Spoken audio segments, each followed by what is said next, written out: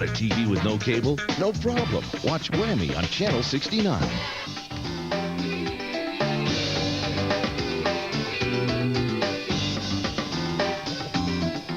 Imagine borrowing $300 to get you through the month. You know you'll pay the money back as soon as possible. But before long, the months drag on, and the interest rate on the loan, over 200%, cost you your car, and then much more. Here's John Mattis on how some are committing highway robbery without breaking the law. Would you take out a loan if you knew the interest rate was 264%? This woman did. They made it real easy. As long as I come in and paid the $66 interest, I wouldn't have a problem. Yeah, they made it real easy. All because Lori Cummings of Jacksonville wanted to borrow $300, using her car as collateral. I knew it was high. I thought I was paying like 66% interest. But 264 is a lot different. But when Lori was late just one payment, bam, they repossessed her car. It was a nightmare. I lost my car, lost my self-esteem. Welcome to the world of auto title loans, where credit's not a problem. You have bad credit? Not a problem. You're a criminal? Not a problem, because you're going to still pay the 264%. People shake their heads. They can't believe that this type of lending at this interest rate would be allowed, but it is. Lynn Drysdale's an attorney for Florida Legal Services. She's been fighting the auto title loan industry for years, an industry that loans quick cash in exchange for your car title. A person can make payment after payment after payment, miss one payment, and they lose their vehicle. These places are popping up everywhere, using just about anything as storefronts, from gas stations to former pizza joints. The title loan company will also own a used car lot, so they can lend the money, repo the vehicles, sell them to themselves, and then sell the car to the public. In the case of Milton Pinckney, they repoed more than just his car. I had all my tools in the truck, had camp on the truck, telephone. Pinckney is a handyman and was a little short on cash. I got a loan for $900, I think it was $980-something, I believe it was. Next thing I look up, here they come for my truck.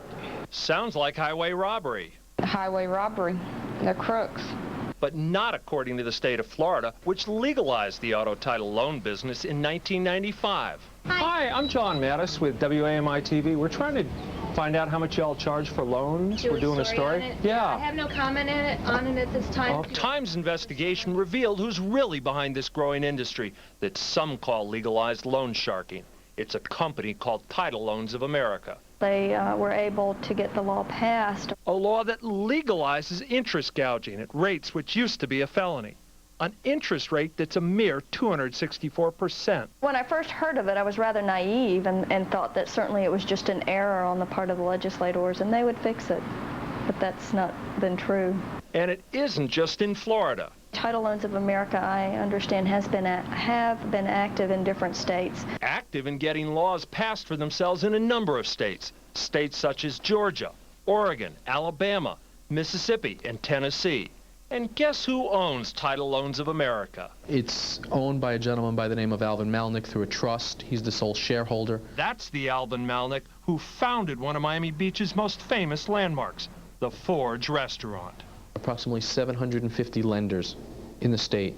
Mr. Malnick has a good portion of those. Assistant Attorney General Dan Sturmer has been tracking Alvin Malnick and his businesses for years. So is the state of New Jersey. In 1980, their Casino Control Commission found that Mr. Malnick is a person of unsuitable character and that he associated with persons engaged in organized criminal activities and that he himself participated in transactions that were clearly illegitimate and illegal. And what does Florida's AG's office say about Malnick and his title loan business? It's legalized loan sharking according to the Attorney General. Ooh, not kind words. Mr. Malnick says he believes the Attorney General's use of the term loan sharks, to use his word, is scummy. We wanted to talk to Mr. Malnick, but didn't have much luck trying to reach him at the Forge or one of his loan stores. Trying to talk to Mr. Malnick?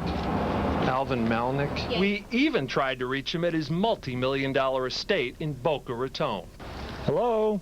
The Florida legislature thought about changing the law this year, but it died in committee. That's okay. It could be worse. In some states, the interest rate allowed is 300%. If Al Capone had available to him today you know, back then, he never would have been a bootlegger. He would have been in the title loan business. John, it's a great story. It's outrageous that the state of Florida has not done anything to regulate this. Are counties doing anything?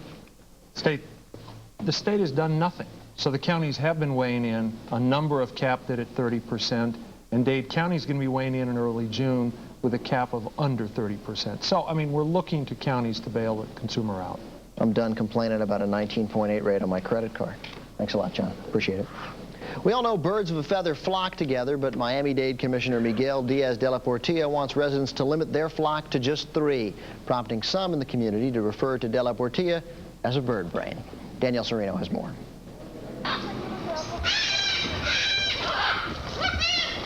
If you're wondering what they're squawking about in South Miami,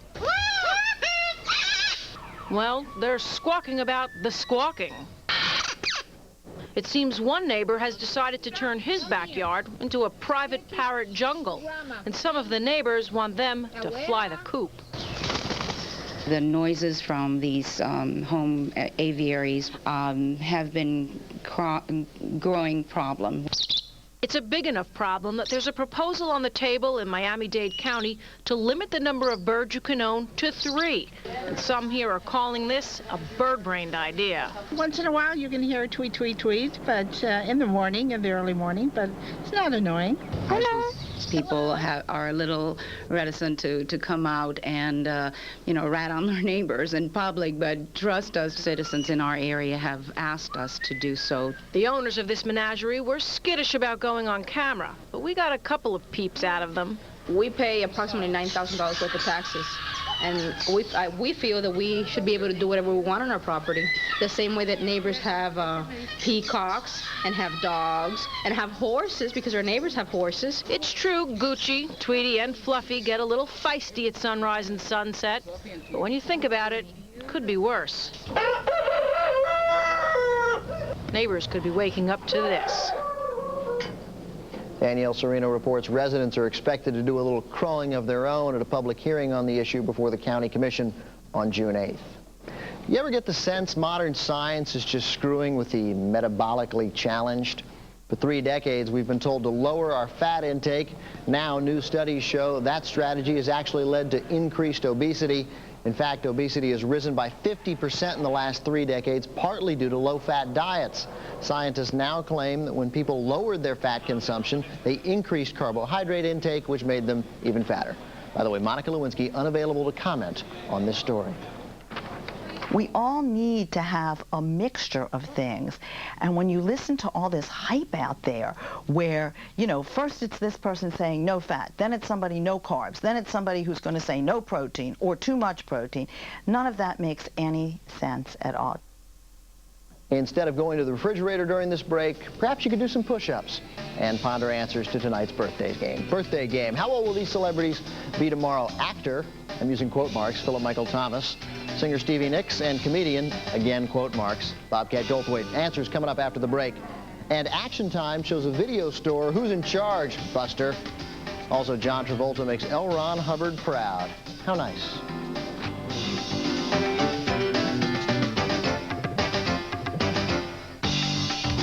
You will remember nothing.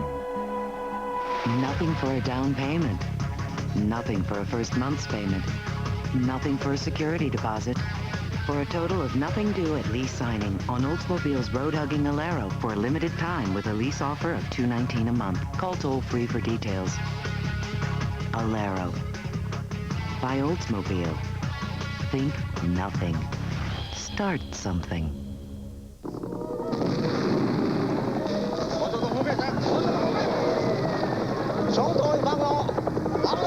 You guys are going home.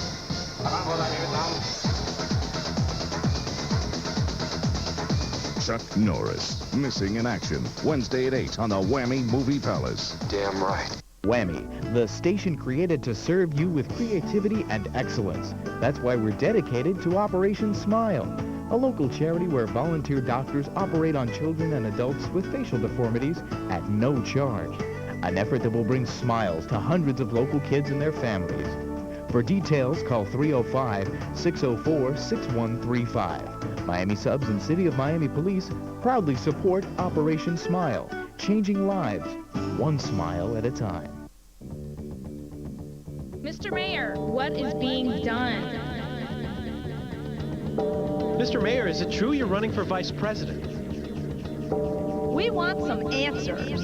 The mayor lets down his guard. Ask Alex Pinellas whatever's on your mind. Emails, faxes, phone calls, and a live studio audience. Alex Pinellas, unplugged, uncut, uncensored. Wednesday night on The Times. Live at 7 and rebroadcast at 10 on WAMI.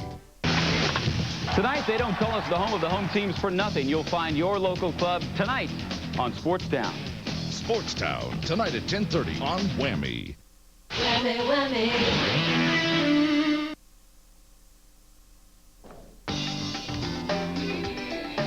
Birthday game answers. Philip Michael Thomas, 50 years old. Stevie Nicks, 51. Bobcat Goldthwait, 37 years old. If you're sick of being stuck in rush hour traffic and you want to know what's being done about crime, and if you want to know what would make Miami-Dade Mayor Alex Pinellas a good vice president, tomorrow is your chance to get some answers. Pinellas will answer your questions live on The Times. If there's something you want to ask, you can email us. Our address is thetimes@miamiusa.com. Again, thetimes@miamiusa.com. 30 minutes with Mayor Pinellas here on The Times, live tomorrow at 7. It's another case of David versus Goliath as The Times and the Miami Herald team up to battle consumer injustice. And we don't just fight problems, we fix them. This time we're throwing our stones at video giant Blockbuster, a chain spreading like wildfires in South Florida. And with 2 stores only 2 blocks from each other, there was bound to be trouble. Here again, Danielle Serena. My boyfriend was out of town, and I just decided I was going to stay in, rent a movie, have a bottle of wine. An unsuspecting young woman, alone, at home, curling up with a Blockbuster video. Oh, God! I rented I Love You, Don't Touch Me. Every guy I go out with is either a troll, a pervert, or a liar. What happened next will shock you. She returned the video to the wrong Blockbuster. I promptly returned it the next day. Unfortunately, I returned it to the older store, the one at 1501 Alton Road, instead of the one where I'd rented it. Leaping laser guns, 2 Blockbuster videos within 2 blocks of each other? We started getting phone calls saying this video was never returned, and then the bills came. The bills came! Okay, so this isn't about brain surgery, but couldn't this happen to all of us? Then he got a bill for $126. Jennifer's boyfriend was billed $126 for a video Jennifer says she returned. Blockbuster said she didn't. The second time I rented Guilty as Sin. This time she returned it to the right store. When she tried to rent another video, Blockbuster said she was guilty as sin. I have to defend myself. The bills, the phone calls. Sounds like a job for the A-Team, Action Line, and Action Times. I need you to just check an account for me, if you would, please. They asked us to leave over a Blockbuster video. We left, but not before getting the slate cleaned. Due to our fast action, Blockbuster decided to clean up the accounts. Are we okay? Everybody's happy? It was clean this time, but Blockbuster will be watching you.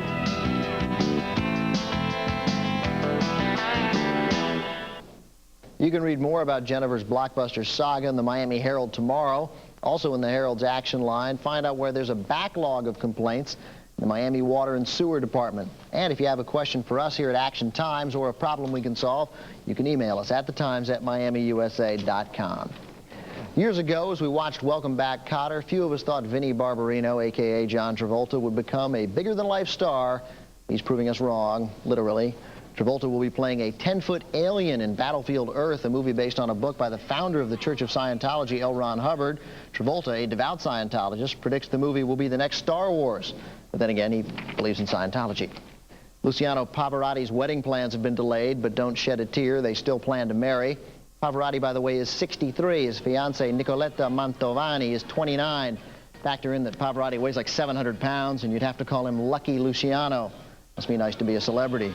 The wedding holdup involves Pavarotti's wife, Auda. She wants $50 million in cash before she finalizes their divorce, proving that the marriage isn't over until the fat guy's wife signs. Jerry Springer isn't pulling his punches, but his employers are. This week's episodes on porn and lesbianism have been canceled. So this week you'll be missing such intellectually stimulating fare as, guess what, I'm bisexual. My daughter wants to be an adult film star, and I'm proud to be a prostitute. Studios USA, which syndicates the Springer Show, isn't commenting on why the shows were pulled. Studios USA is also WAMI's parent corporation, and we just want to say we support whatever decision they make.